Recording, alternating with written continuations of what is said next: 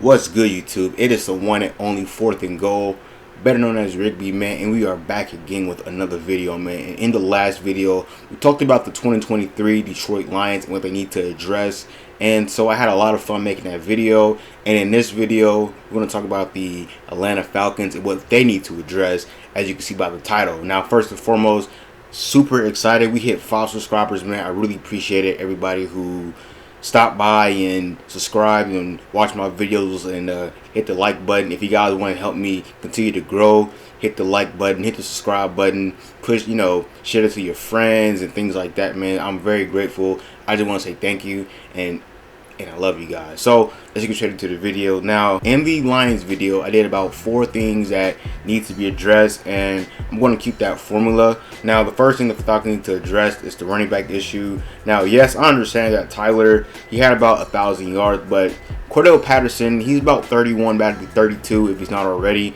And, as running backs get older, they get worse. As we know, running backs do not get younger. Fresher legs equal better production. And with Cordell Patterson's injury, they did experiment with other running backs. And the weeks that he was out, weeks 5 through 8, the team still add over 100 rushing yards in each and every game, which is more evidence for why they should move on from Cordell Patterson. And just again, when a running back gets hurt, whether it's just a light injury or a really significant injury, it's like a really big snowball effect. And a lot of running backs do not come back from minor injuries because it only gets worse. And his age, he's pushing 32. I just think it's time for him to move on. Use Tyler Ehlinger, I think he said his name. I don't know. He was rookie last year, age 22, about to be 23. About 9 years on Cordell Patterson. 9 years of fresher legs.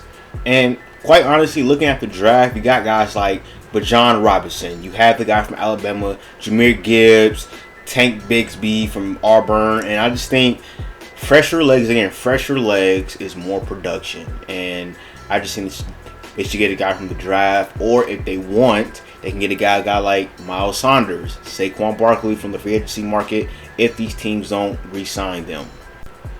Now, moving on to the second issue, it's probably the most important issue. It's not even it is the most issue, and that is fixing the front seven. The front seven had a piss poor year. Historically, it was bad. Check this out. Now, as we all know, the Atlanta Falcons were really bad on defense. They were so bad on defense that they were second worst in sacks with 21, and they had a league worst with 14.6 pressure rating, which is honestly the worst since 2018, since that stat has been tracked in the advanced analytics since Pro Football Focus. 14.6%. That is the worst since 2018, since that stat has been tracked. Worst. You got to address that D-line immediately, man. I get it. Grady Jarrett, he is semi-decent. He's not as good as he once was, but they need to move on from him. Try to get some D-line acquisitions from the free agency.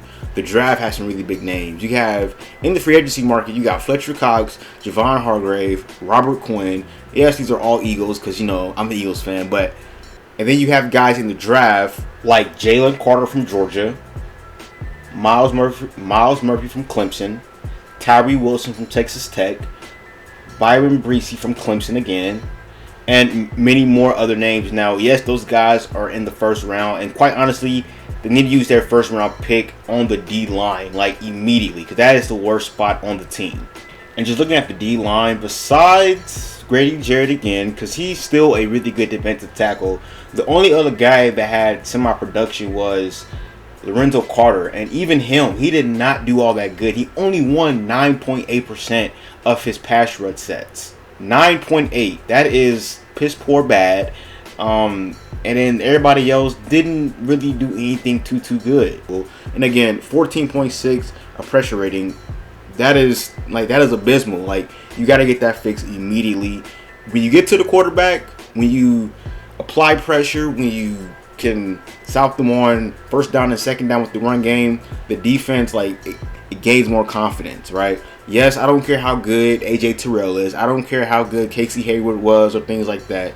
If that D line is not fixed, those guys are going to play bad too, because it's only so much that they can do in the coverage game. Now, moving to my third point, this is a bit, I don't know, this is a bit weird, and that is addressing the wide receiver / tight end room. Now, yes, they got Drake London. Bro, he had a really solid rookie season, but they got to fix the other weapons. Like Kyle Pitts, that needs to be addressed immediately. Rather, they get a new offensive coordinator, or B, just move on from Kyle Pitts. Because Kyle Pitts, he's not playing as the generational tight end as people thought he was going to be when he entered the league. He's like 6'8", 6'9". Bro's a freakish athlete. Like, he can grab any ball. I mean, I don't know why he's not playing so well.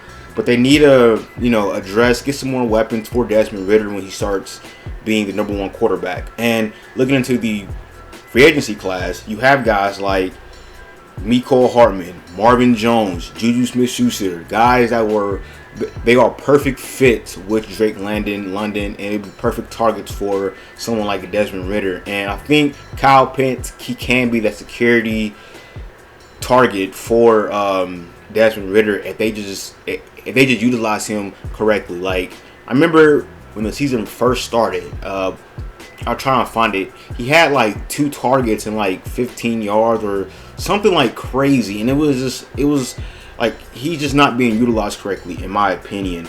And I think if they have veteran leadership, just some veteran presence in that receiver room that can help Desmond Ridder and, more importantly, Drake, they're going to be a really good passing team.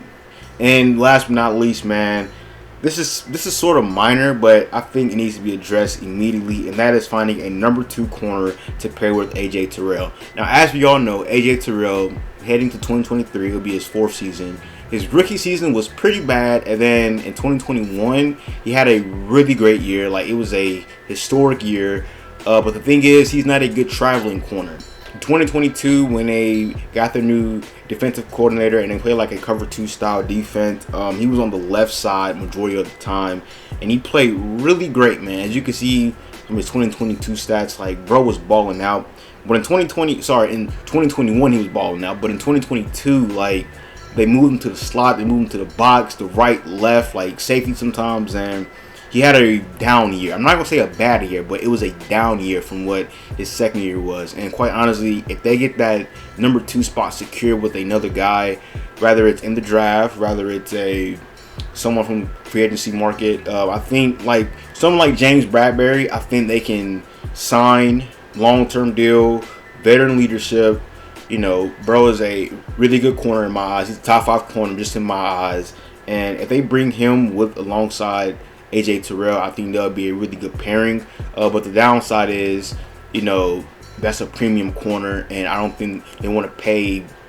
I'm not saying he's old, but he's not super young. So it's like, how much are they willing to gamble on his production for the future? I think that's a little bit of a concern. But besides that, I think James Bradberry would be a perfect fit with AJ Terrell.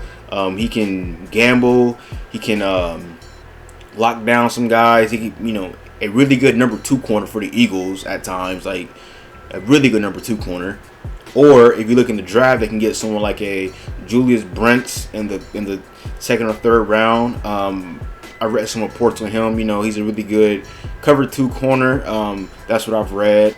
And quite honestly, looking at the rest of the secondary, they had Casey Hayward, they had Isaiah Oliver, and the safety Jalen Hawkins and Richie Grant. They both played pretty well in my eyes, especially Jalen Hawkins. He had a 71.6 rating, playing about 16 games. He only gave up 1 touchdown, and he had 2 interceptions. Yes, it's not Earl Thomas or Eric Berry coverage numbers, but I mean, that's still pretty good from a defense that finished pretty much bottom 5 in every major stat. In interceptions and sacks and touchdowns, they were like one of the worst. Like, I think that's pretty well for his rating. But I think, Isaiah Oliver, like, why is he still there? He's been there for like 10 years, 15, 20 years now. I'm just playing, but he's been there forever. I think it's time to move on from him. Casey Hayward, he is up there in age. I just don't think his production is going to be any good, and especially because he only played 6 games this past year. I think it's time to move on from him. And again, I think